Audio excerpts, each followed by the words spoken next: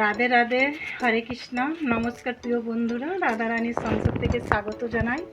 আজকে আমি একটা বানাবো সোয়াবিনের বীজের সবজি। তবে এই ভিডিওটা প্রথম থেকে শেষ পর্যন্ত দেখতে থাকুন। এইখানে আমি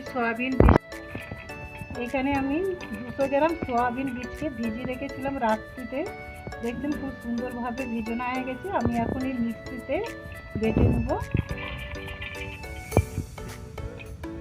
আর এর সঙ্গে দিয়ে দেবো ময়দা, ছোটো বাটির 1 বাটি,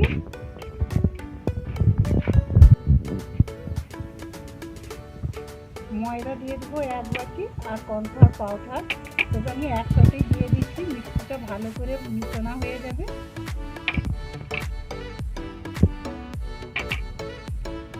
আর দিয়ে দিচ্ছি এর সাথে কাঁচা লঙ্কা দুটো, আর আদা কুচি, আর বাদাম ভিজানো, আর এইটা একটু নারকেল গুঁড়ো দিয়ে দিচ্ছি একসাথে।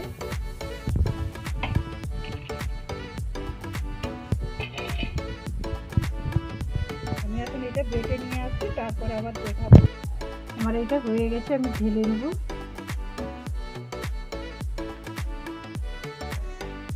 খুব সুন্দরভাবে বাটা হয়ে গেছে, বেশি পাতলা করলে এটা। দিয়ে দিচ্ছি হলুদ গুঁড়ো,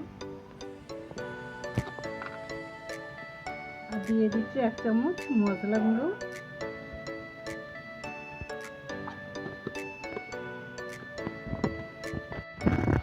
কড়ার মধ্যে দিয়ে দেবো তেল। তবে তেলটা পরিমাণ মতন কম করেই দেবো।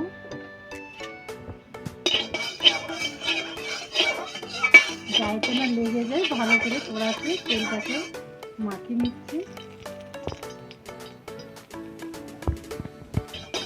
দিয়ে দিচ্ছি কড়ার মধ্যে।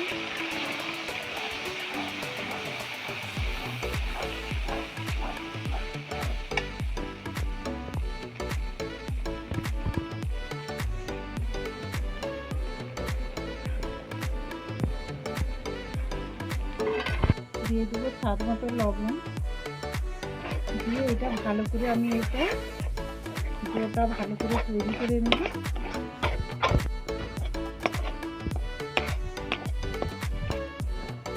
ডোটা হয়ে গেছে, আমি একটা থালার মধ্যে ঢেলে নেব।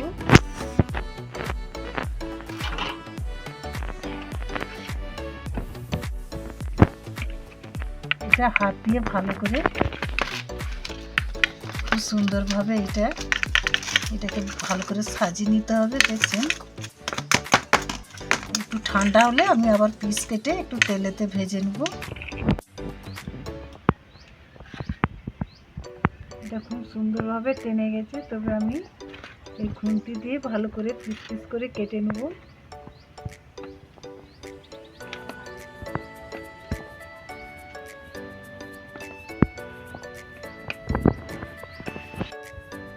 এখানে পিস পিস করে সবগুলো এইভাবে সব সাইজ করে নিচ্ছি। তো এবার আমি কড়াতে ভেজে নেব।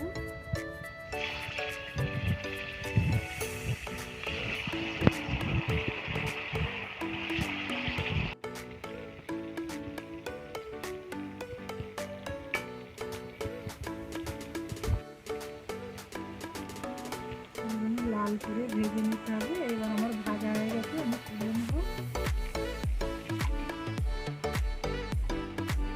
একদম নরম, সুন্দরভাবে নরম হয়ে গেছে। দিয়ে দেবো 5 ফোড়ন,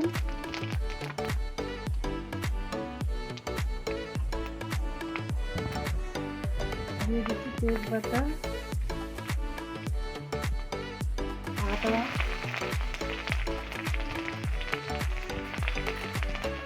আদাটা একটু ভালো করে ভেজে নেব।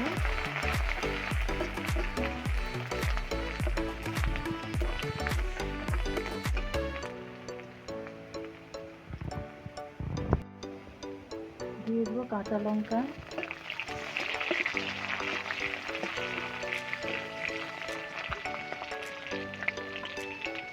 এখানে দিয়ে দিচ্ছি টমেটোর কুচি। ভেজে নেব একটু।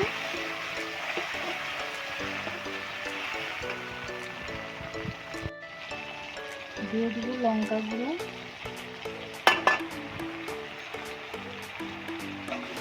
লঙ্কাটা ভালো করে তেলের মধ্যে ভেজে নিচ্ছি।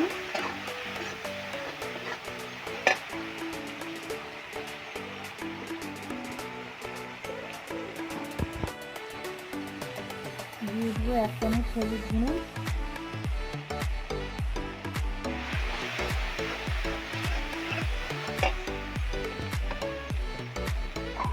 পরিমাণ মতন কম করে জল দেবো মশলাতে যাতে না লেগে যায়। এখানে দেখতে পাচ্ছেন এখানে তেলটা সরেই গেছে মশলা থেকে, বোঝা যাচ্ছে। আমি 2টো আলু সিদ্ধ করে রেখেছিলাম, দিয়ে দিচ্ছি তেলের মধ্যে।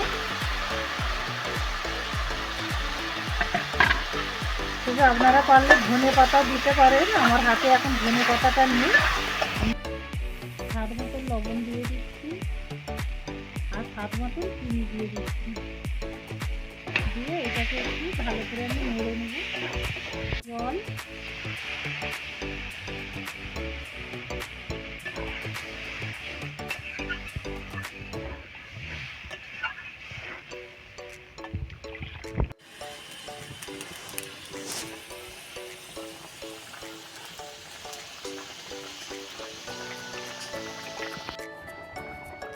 আমার এইখানে ফুটে গেছে। এবার আমি দিয়ে দেবো, দেখুন খুব সুন্দর একদম পুরো পনিরের মতন, তার নরম ভিতরটাও একদম পুরো নরম হয়ে আছে।